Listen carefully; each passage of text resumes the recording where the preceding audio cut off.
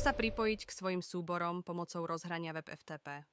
V administrácii po prihlásení do vášho účtu klikneme na doménu, pri ktorej sa potrebujeme dostať k súborom. Klikneme na hosting, FTP a súbory a potom FTP účty.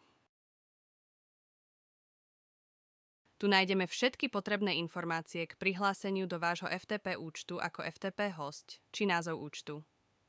Heslo však nie je dopredu definované, preto si ho musíte najskôr nastaviť cez tlačidlo Upraviť.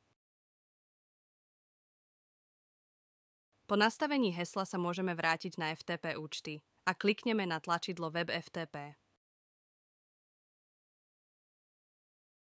Všetky potrebné údaje máme už systémom predvyplnené. Doplníme heslo a môžeme sa prihlásiť. Prihlásenie do WebFTP prebehlo úspešne.